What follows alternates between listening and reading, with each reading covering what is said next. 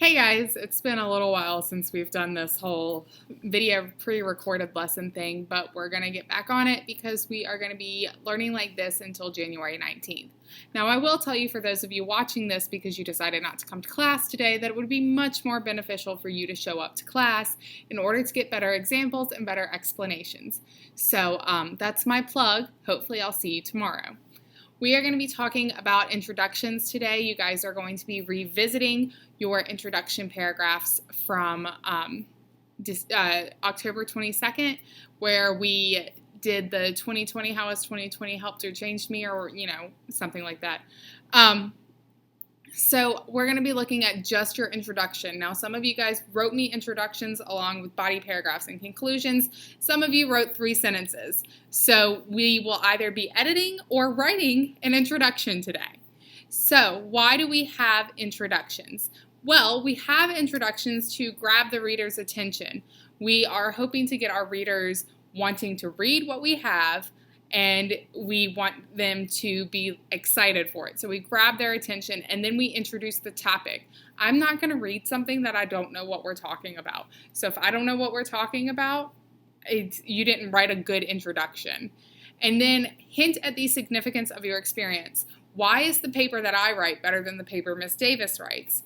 I have to look at that and I have to decide, what is it about my experience that makes it different? What are ways that you can grab the reader's attention? What we call this is a hook. So I'm trying to hook my readers. And you can use things like facts or statistics. You can use quotes. You can use questions. Or you can use startling statements and give them a bit of a surprise.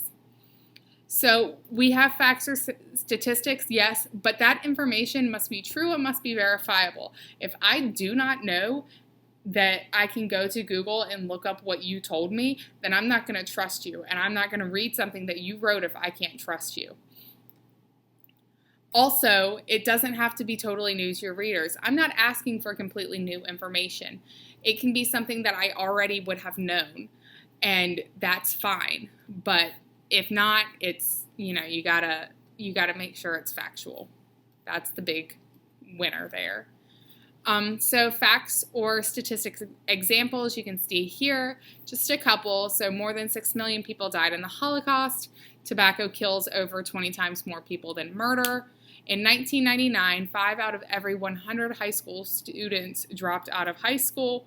Or by the 8th grade, 30% of all teens have used illegal drugs. Those things are things that I could go online and I can look up. Now, my one stipulation here is that 1999 was 20 years ago or 21 years ago now. Maybe try to find information that's a little bit more up to date. All right, so if we have quotes, here are just 2 examples of quotes. Quotes are mostly there to show, I'm going to say they show like that you've read some other things, but they also just kind of get the reader's attention. So there is an old saying which states that your schooling may be over, but remember that your education still comes. And then another one is British comedian Douglas Adams once said, I seldom end up where I want it to go, but almost always end up where I need to be. So one of these is an example. I don't know who said the other saying. It's an old saying, but then I'm also directly quoting Douglas Adams. So when I ask a question, I grab the reader's attention by posing thought-provoking questions related to my topic. That is important. It has to be related to my topic. I can't just willy-nilly ask a question and then never refer back to it again. Some examples of those. What would life be like if people never chased their dreams? When times get tough, which is more important, self or others? Have you ever had a near-death experience?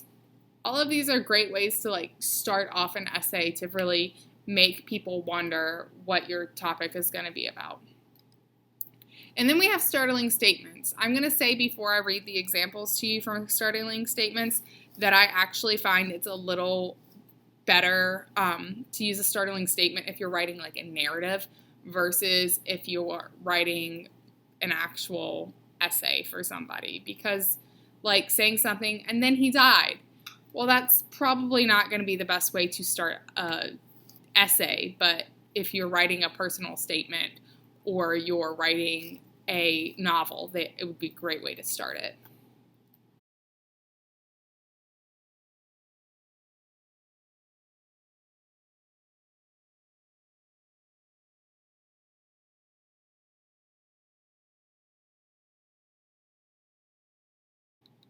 So after we've done our hook, after we've got the reader interested and we've done one of those 4 options, we need to have background information. This background information is like the fluff that comes in the middle of, it's like the meat of a sandwich. So you've got the bread at the top, which is my hook or introduction, and then I have to have something in the middle of it. And so I put background information. Now that you have your reader's attention, you're ready to introduce your topic with some background information. You need to relate your attention-grabbing sentences to your overall topic sentence. It can't just, again, be something that's random. And this is usually the most difficult part of the introduction. I find it difficult mostly because, writing a hook is pretty easy. Coming up with my thesis statement, what I'm going to write about, is pretty easy. But not giving away my thesis statement while also making everything related to my thesis statement, I find to be very difficult. After I have done my background information, I'm going to then want to write my thesis statement. We went over this, but I don't think that it went over well. So I'm going to give you an example again. So my thesis statement is, this is easy. Use the SAD method. Because it's easy. So my S in SAD is subject. What is my topic? My A is attitude. How do I feel about my topic? My D is development. Give reasons to support my attitude. So honestly, with the development, if I'm trying to write a 5-paragraph essay, I need to come up with 3 reasons to support my attitude. And then you combine those to make one sentence. So an example from a student would be, the subject is teen drug use. The attitude is that parents can't stop their teens from using drugs. And then the development is 1, teens are too self-centered to listen to their parents. 2, parents are not omniscient. They don't know everything. And then 3, peer pressure to use drugs is too intense for teens to resist. When I combine those 3 sentences, I would say parents cannot stop their teens from using drugs because teens are too self-centered to listen to their parents. Parents are not omniscient, and because the peer pressure to use drugs is too intense for teens to resist. So now I'm going to show you an example that I wrote that's very similar to what I'm asking you guys to write. So my prompt is, if you look at the screen, is how has 2020 challenged or changed me? Now what I did was I broke it down. I wanted to write a hook or attention grabber. I wanted to write my background, and I wanted to write my thesis. So my hook or attention grabber is, have you experienced a worldwide lockdown? Obviously, for pretty much everybody, you've all experienced a worldwide lockdown, but that's my question, and that's my attention grabber. All right, so my background is, this year the world shut down in fear of the coronavirus. This deadly virus started in China and proceeded to spread throughout the world, causing a shutdown in each of the countries that it appeared. And then my thesis, I want to do the SAD method. So my S is the challenges of 2020. My A, my attitude, is that lockdown sucks. And then my details are, 1, I moved in right at the beginning when everything was shut down again.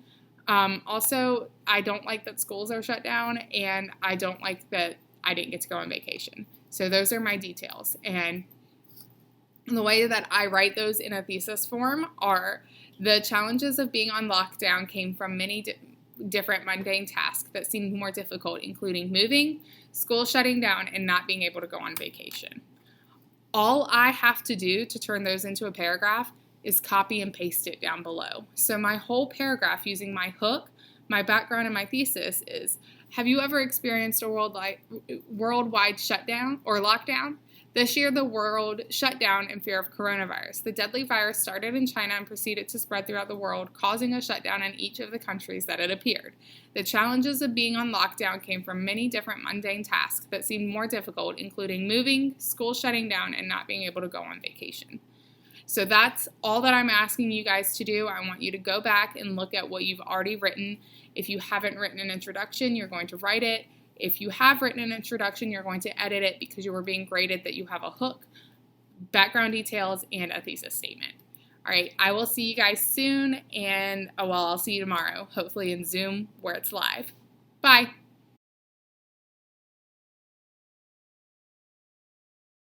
When time get tough, to form a thesis, I would say parents cannot stop their teens from using drugs because teens are too self-centered to listen to their parents. Parents are not omniscient, and because the peer pressure to use drugs is too intense or because of that. Okay, so